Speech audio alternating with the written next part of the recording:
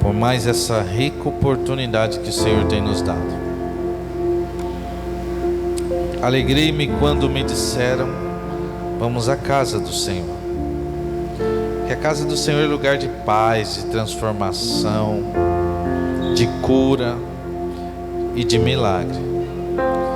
Só você que acredita em milagre, dá um sinal para Jesus. Aleluias. Queridos, nós estamos direcionados pelo Espírito Santo. Quando o pastor falou de restituição, nós começamos a analisar que algo que muita gente tem buscado da parte de Deus. Porém, nós precisamos entender esse processo. Eu gostaria de ler um texto com você para a nossa meditação. Mas antes de mais nada, eu gostaria que você inclinasse a sua cabeça, sentados com total reverência ao Senhor, e fizesse um momento de oração a Deus. Às vezes você pode dizer assim: nossa, mas por que tanta oração? Oração é diálogo. E em momentos de adversidade, eu creio que a melhor resposta vem do Senhor para a nossa vida. Então, às vezes o Senhor ele vai querer falar comigo e contigo de formas diferentes, mas que quando o Senhor falar ao nosso coração, que o nosso coração esteja atento para aquilo que o Espírito Santo diz à igreja. Então eu gostaria que você fizesse esse minuto de oração, para que isso possa acontecer com excelência. Pai, nós te agradecemos, Senhor, por este momento maravilhoso, onde os teus filhos se dispuseram a buscar a tua face. Abra os nossos olhos espirituais, abra os nossos ouvidos para o entendimento genuíno, e que todo dardo inflamado do inimigo seja quebrado, esmiuçado. Não permita que o urso ou o leão venha roubar a minha atenção, porque sei que apenas uma palavra e haverá transformação. Em nome de Jesus Cristo, amém e amém. Jesus, sentados com total reverência à palavra, abra comigo a tua Bíblia no livro de Jó, capítulo 8, de versículo 7 somente.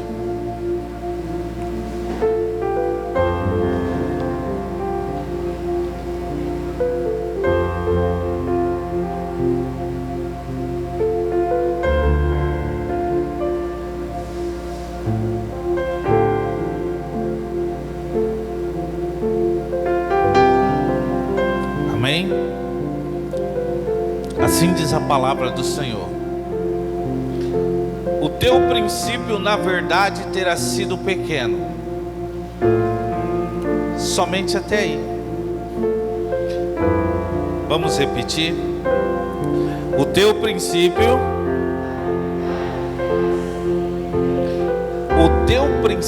na verdade terá sido pequeno. Fecha a tua Bíblia. Gostaria de refletir sobre este texto.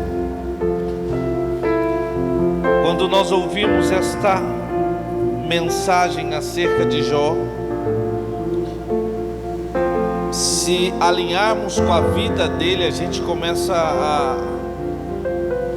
gerar dúvida em nosso coração, porque a Bíblia fala de um homem que, na verdade, ela diz que ele era grande. Nós conhecemos a história de Jó. Jó era um homem que tinha 7 filhos homens e 3 filhas mulheres. Era afortunado, possuía 7.000 ovelhas, 3.000 camelos, 500 juntas de boi, ou seja, 1.000 bois. Ele tinha muitos servos, tinha jumenta, e ele era o maior de todos os homens do Oriente. Você vê que Jó era rico, era bem-aventurado, era afortunado, era conhecido como o maior homem do Oriente. Porém a Bíblia diz o quê? Que o princípio de Jó foi pequeno. Então há um contraste, que você pode olhar para aquilo que a Bíblia diz e aquilo que a Bíblia também diz acerca dele. Era o maior homem do Oriente. Porém para Deus, tudo aquilo que Jó tinha e tudo aquilo que Jó era, ainda era pequeno. Para Deus, tudo aquilo que Jó conquistou era pequeno. Você começa a analisar e falar: meu Deus, a alegria de um judeu era ter o seu filho primogênito varão. Era a alegria de um judeu. E Jó não teve um, ele teve 7. Além de ter homens, teve o número da perfeição. Jó era rico demais, gente. 7.000 ovelhas. Começa a analisar, para uma pessoa ter 7.000 ovelhas, ele já chega num patamar que o crescimento dele é exponencial.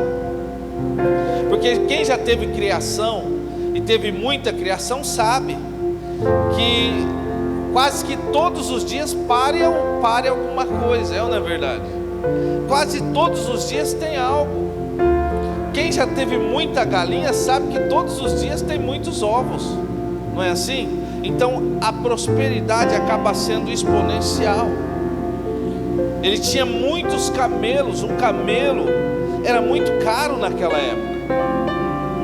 Um camelo, querido, ele podia gerar muitos recursos para Jó. Ele tinha muitos, ele tinha jumentas. Então você pode olhar para Jó e ele tinha uma vida invejável. As pessoas olhavam para Jó e falavam: meu Deus, olha, esse homem tem tudo, não lhe falta nada. Mas para Deus ainda era pequeno. Falar de restituição é entender quem somos. Falar de restituição é entender aonde nós vamos chegar.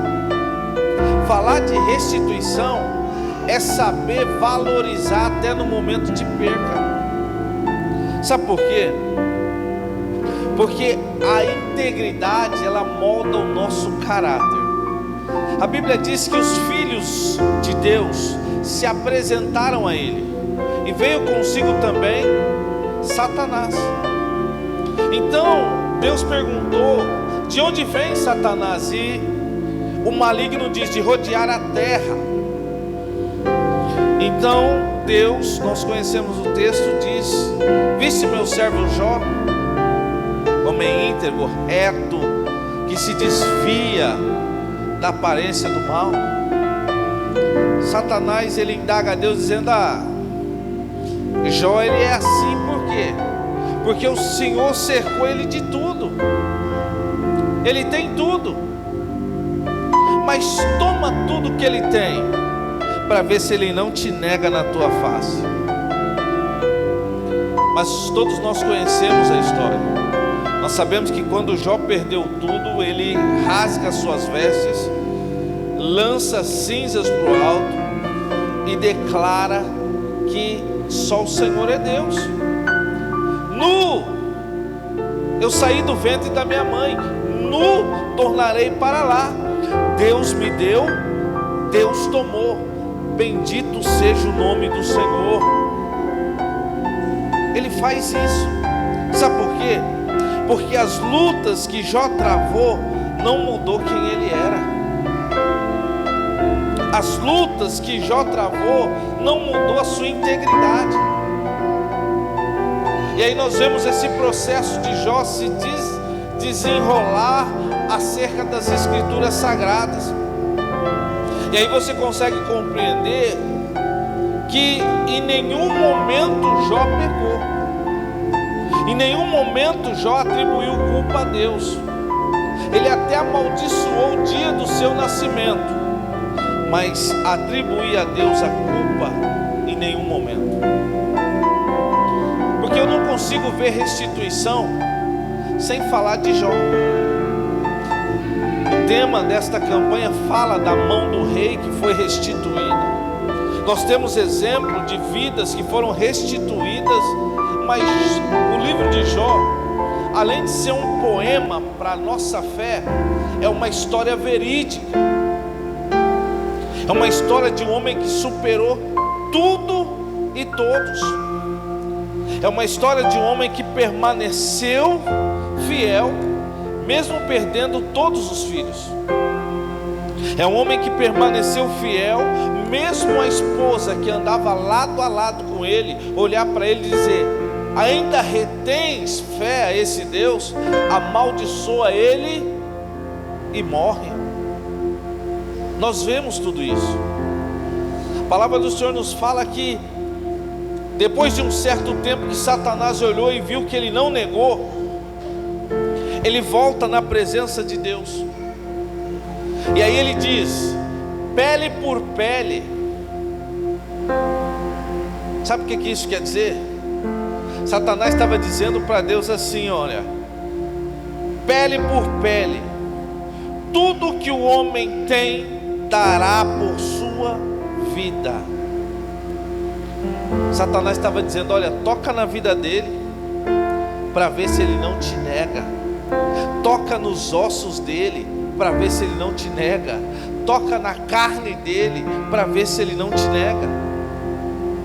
E aí a gente olha acerca da nossa vida e nós vemos muitas pessoas negando Jesus em momento de adversidade. Quantos de nós já vimos pessoas que estavam conosco na presença do Senhor, mas foram acometidas de algo, de uma adversidade, de uma tempestade, de uma tragédia, e aí não fez com que a fé dela fosse inabalável, mas abalou a fé. Abalou a fé dessa pessoa e ela foi se apagando. Abalou a fé dessa pessoa e ela foi deixando de lado aquilo que ela acreditava. Mas enquanto a Jó não viveu nada disso. Mas eu quero analisar esses dois pontos: ossos, que significa base, alicerce. Olha para o teu irmão, olha para ele aí, olha para a tua irmã, vê a estrutura dele, vê a estrutura dela. Tá gordinho? Tá fofinho? Ou tá no manto? Tá fitness? Dá uma olhada aí. Olhou, observou? Imagine esse irmão sem os ossos. Já pensou? Coisa horrível de se ver, né? Tira todos os ossos, só deixa os órgãos e pele. Vai ter um monte de pele. Sabe por quê? Porque os ossos significam alicerce. Quando o seu alicerce é abalado, como é que você fica? Quando o seu alicerce é abalado, como é que você fica, querido? Você precisa entender isso. Quando Satanás bate no seu alicerce, que a base treme, você ainda retém a fé em Deus? A palavra do Senhor nos fala acerca de carne. Carne quer dizer estrutura. E a estrutura faz com que o inimigo lance sobre ela, sobre a estrutura espiritual da nossa vida, dardos chamados prazeres. Quando o prazer começa a falar mais alto do que a fé, quando o prazer começa a falar mais alto daquilo que você acredita. Como assim, presbítero? Quando estar na casa de Deus passa a não ser mais prioridade na sua vida. Às vezes nós maquiamos tudo isso com desculpas, dizendo: olha, hoje não dá porque eu tive um dia cheio, hoje não dá porque eu tive um dia tribulado, hoje não dá porque eu tenho problemas a resolver.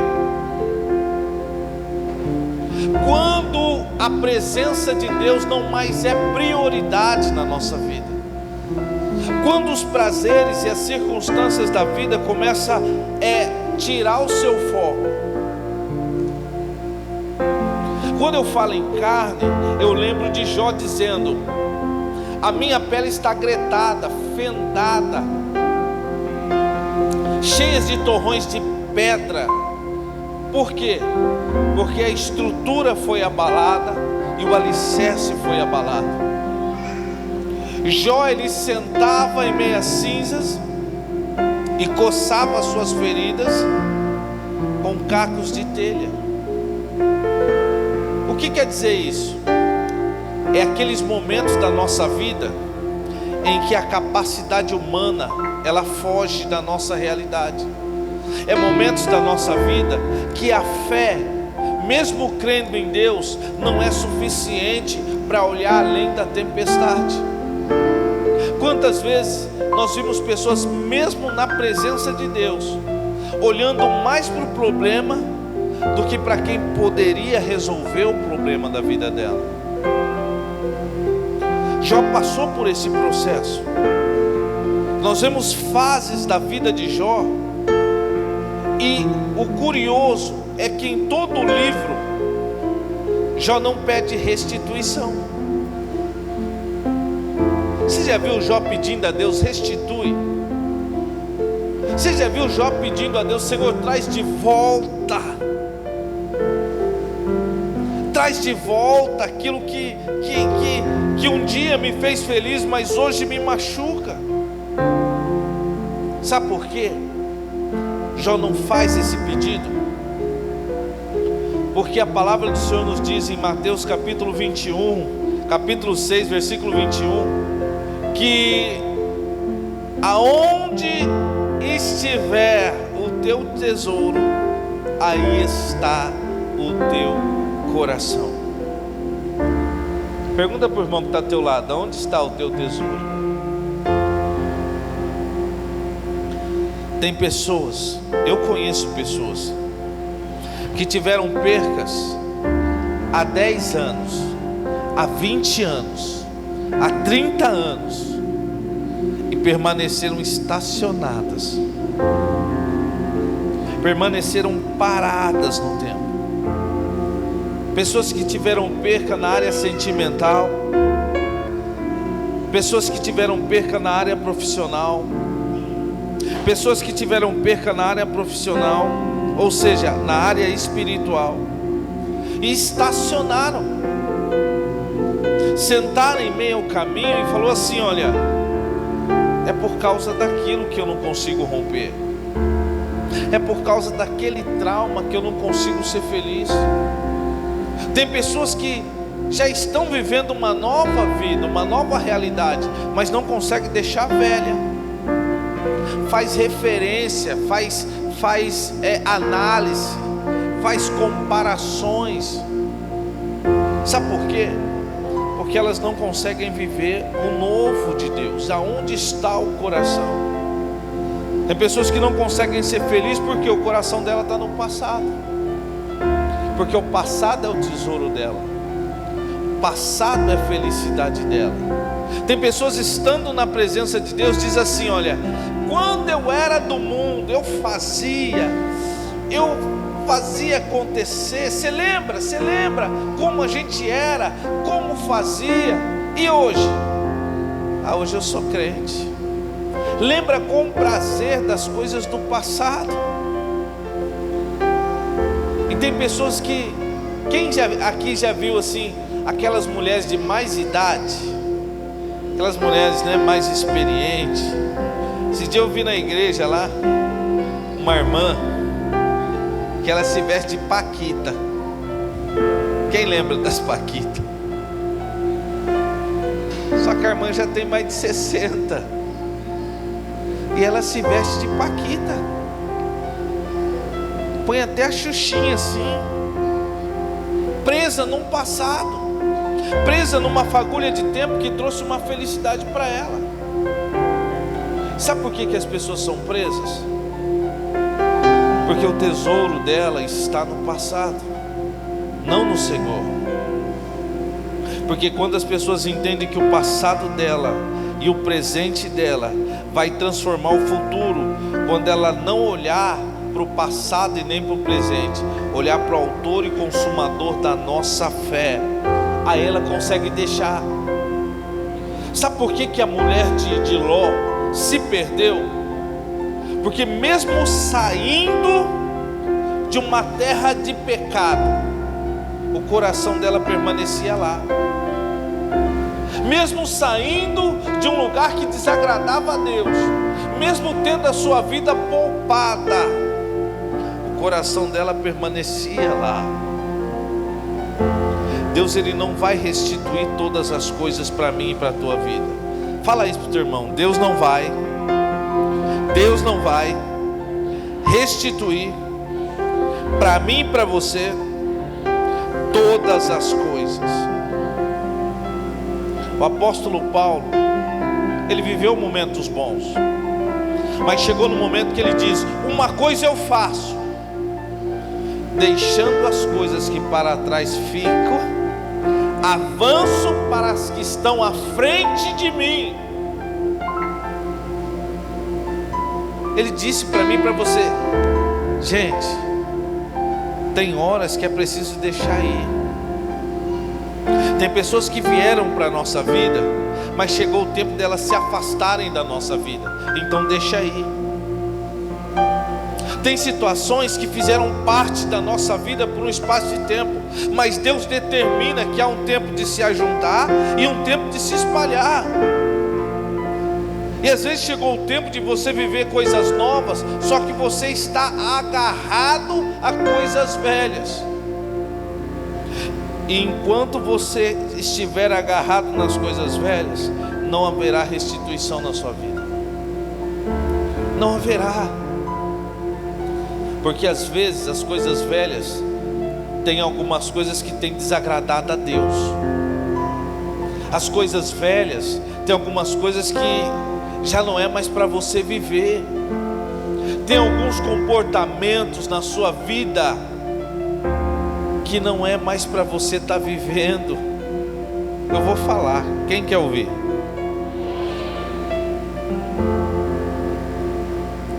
O Espírito Santo está falando no meu coração que tem brigas que você ainda tem com seu esposo que não é mais para ter. Não é mais. Aquela briguinha que você tinha é lá daquele período de alinhamento. Lembra que quando você casou, que quando a gente casa, a coisa fica melhor, é ou não é? Olha, fica ou não fica?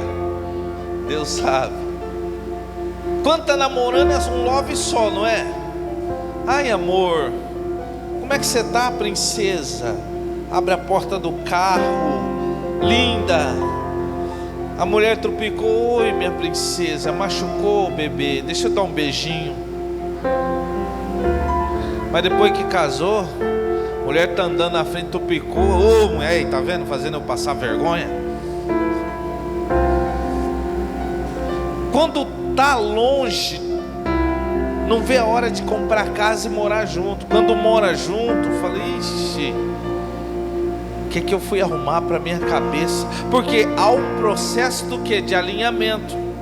Você trouxe a sua cultura para alinhar com a cultura dela.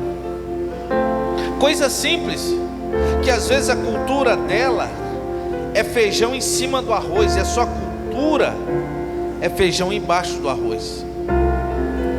A sua mãe levava o prato para você na sala, e você pede: amor, traz o prato para mim. E ela traz, porque é casadinha de nova, eu fiz pudim, traz um prato. Mas quando você olha, o arroz está por baixo do feijão. Aí você lembra da infância: meu Deus, essa mulher não sabe fazer comida. Casou comigo, não sabe que o arroz é em cima do feijão. Olha lá. E ainda tocou o caldo do feijão no bife. Olha lá. Aqui está tudo junto, mas Na mente a cultura é diferente. A mãe não pegava no pé que você deixava a toalha em cima da cama. Mas na casa dela, a mãe dela já tinha ensinado o pai, adestrado o pai, ordenado o pai. Acabou de tomar banho, põe lá no varal lá fora. Então, enquanto não passa esse período, dá esses conflitos. E quando o conflito vem, o que ela falava? Eu vou para casa da minha mãe. Você ainda vai para casa da sua mãe depois de uma briga? Tem coisas que tem que deixar para trás. Tem coisas que precisam ser deixadas para o novo de Deus chegar na tua vida.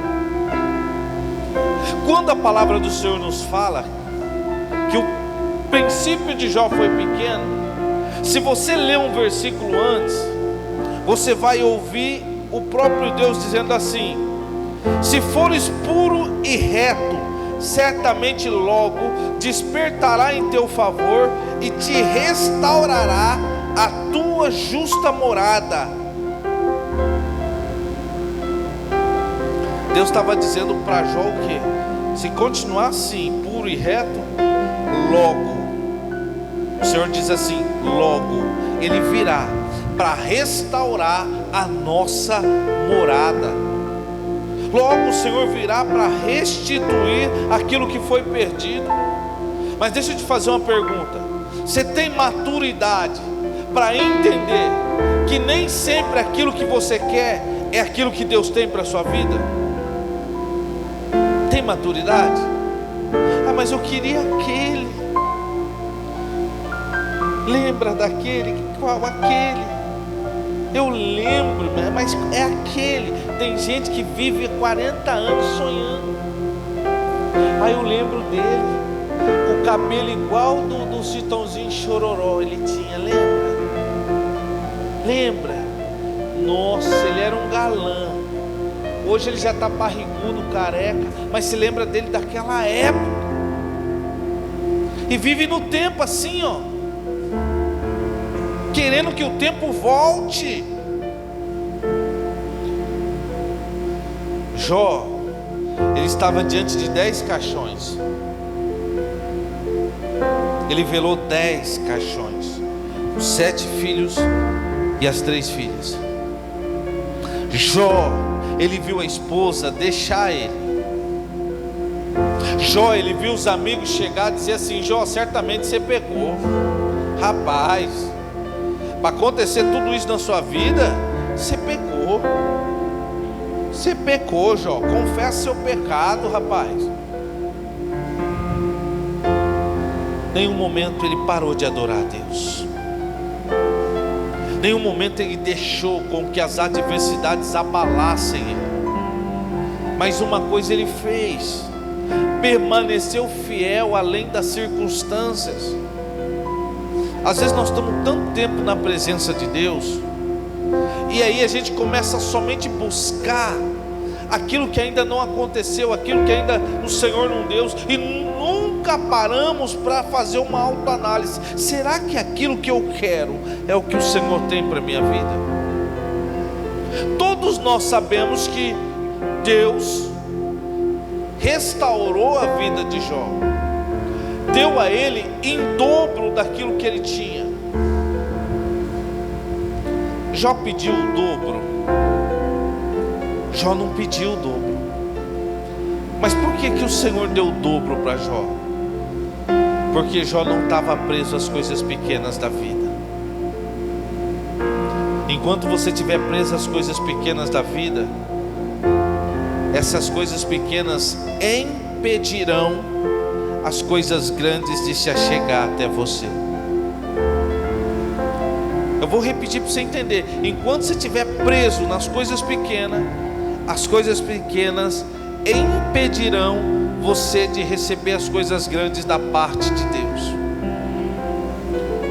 Porque a Bíblia diz que a glória da segunda casa é maior do que a primeira.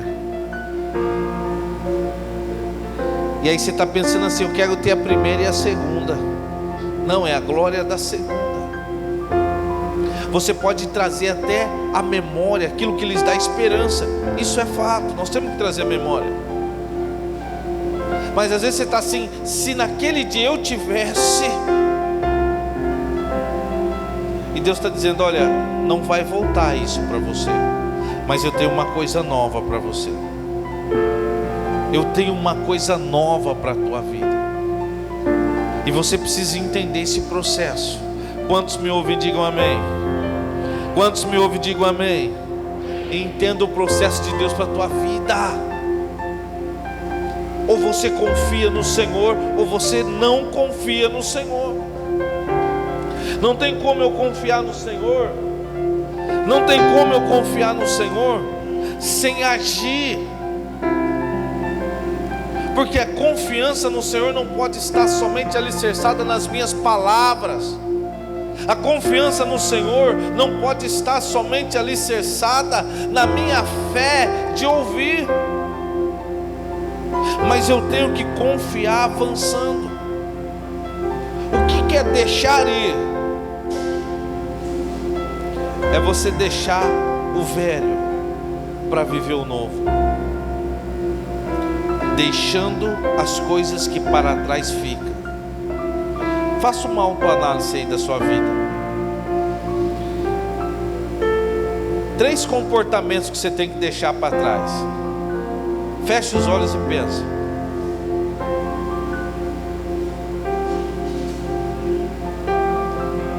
Três comportamentos você tem que deixar para trás. Amém? Pensou? Fala um. Fala um, igreja. Sabe por que você não fala?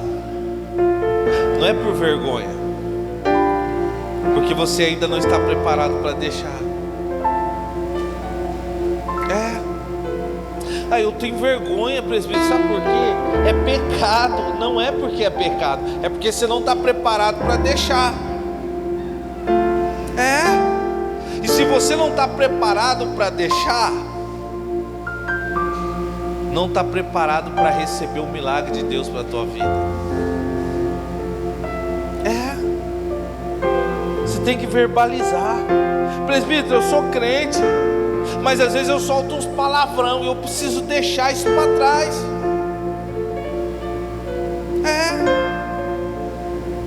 Eu preciso deixar, porque na posição que eu estou, eu não tenho que estar tendo essas lutas mais.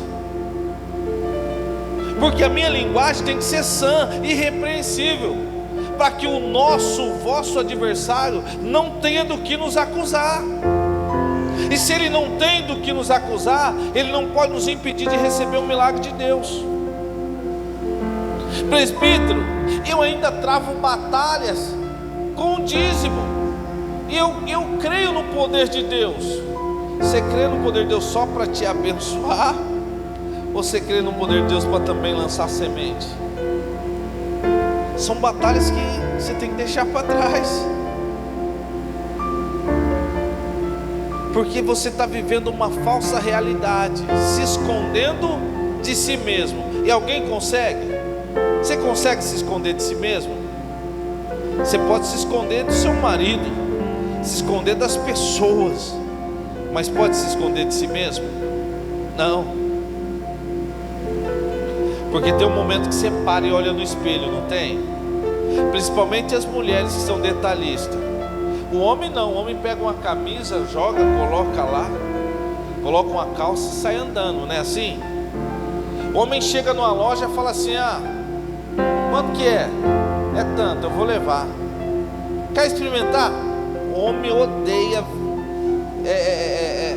vestuário de loja. Sim ou não? Não precisa não, mano. Não experimenta, não quero, dá aqui que eu vou levar, é aquela lá mesmo. E a mulher?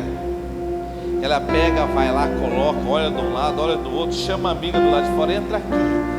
A amiga entra, olha, dá opinião. Aí chega lá e fala: não gostei. Não vou levar não. A vendedora olha para ela e fala assim: meu Deus. A vendedora tirou a loja inteira e derriçou no e ela saiu sem levar nada. Então ela é detalhista. Mas quando você chega na frente do espelho, você não vê, você não olha todas as suas falhas, você não olha todas as suas gordurinhas. Você pode esconder, não esconde? Coloca um corpete, coloca um negócio, coloca outro, se esconde. Mas você não se esconde de você mesmo. Então quero fazer a pergunta novamente para você. Vou te dar 1 minuto para encontrar 3 coisas na sua vida que você tem que deixar. Eu já encontrei.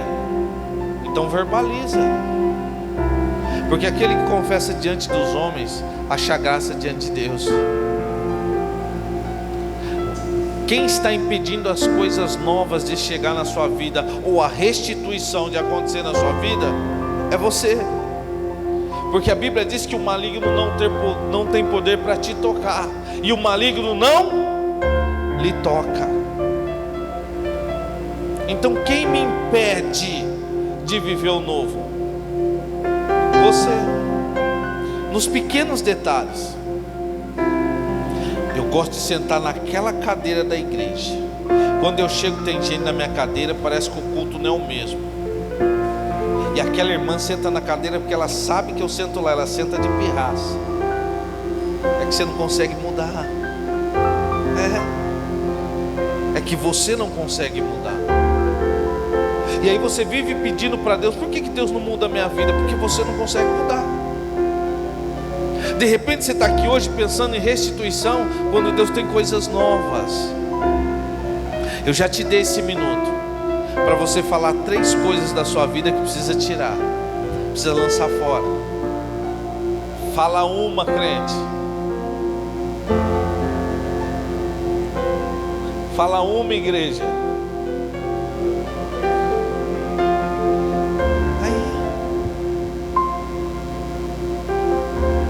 Isaías 43, capítulo 26, parte B. Entremos em juízo. Apresenta as tuas causas para que eu, Senhor, possa justificá-lo. No mundo espiritual, a palavra deste irmão reverberou. O Senhor se levanta do trono e os anjos dizem amém. A luta do vício dele não é mais só dele, é dele, de Deus e dos anjos do céu. No mundo espiritual, o movimento da palavra lançada, a fé, querido, porque a Bíblia nos diz que a boca tem o poder do quê? Abençoar. E ele lançou uma palavra. O inimigo não tem mais poder para tocar na sua vida na área do vício. Agora ele vai lutar não somente contra você, mas contra você e Deus. Você já viu Deus perder alguma batalha? E por que você ainda se esconde? Por que você ainda se esconde? Por que você ainda é presa nos teus pensamentos? Então para de viver essa ilusão de que, olha, qual é o meu sonho, qual é o meu projeto. Às vezes eu vejo pessoas dizendo assim: Satanás venceu, Satanás ganhou. Satanás nunca vai vencer. Eu conheço uma irmã que vive amargurada. Sabe por quê? Porque ela vive dizendo assim: uma pombagira roubou meu marido, uma pombagira roubou meu marido. E ela está há mais de 7 anos esperando o marido voltar, e o marido não vai voltar. Sabe por quê? Porque o diabo não tem poder para vencer a Deus. Então por que o marido não volta? Porque não foi a pombagira que roubou o marido, foi a irmã que perdeu o marido. Foi ela. Não foi a pombagira que usou outra mulher. Foi a falta de sabedoria em deixar as coisas velhas para viver o novo que impediu ela de continuar com o marido. Eu não acredito, e a Bíblia tem base para dizer que o diabo já foi vencido. E se ele ainda consegue te atacar, é porque algumas áreas da sua vida precisam mudar. Por irmão foi o vício. Para você é o quê? É o seu comportamento? É as suas palavras? Ainda há mentira em seus lábios? Esse é o momento. Ainda há mentira em seus lábios? Não, eu não minto. Eu aumento, mas não invento. É mentira. É mentira. Eu falo algumas coisas, é para não ficar por baixo. É mentira. Eu ainda tenho pensamentos viciosos. E esses pensamentos, eles vão contra a moral e os bons costumes. Você está se escondendo da sociedade, mas não está se escondendo de Deus. Quer restituição? Deixa aí. Liberta-se. Presbítero, eu ainda não tenho condições, mas eu quero te ajudar nessa noite. Porque Deus é Deus que sonda os nossos pensamentos. Mas em pensamento, você vai ter que gritar. Mas é necessário uma ação de fé sua. Se tem áreas da sua vida que precisa ser deixada para trás, só você que já encontrou e não teve vergonha ainda de falar, mas você vai gritar em seus pensamentos diante de Deus. Se coloca de pé. Eu tenho áreas da minha vida que precisam ser mudadas, mas eu tenho vergonha de falar. Eu preciso colocar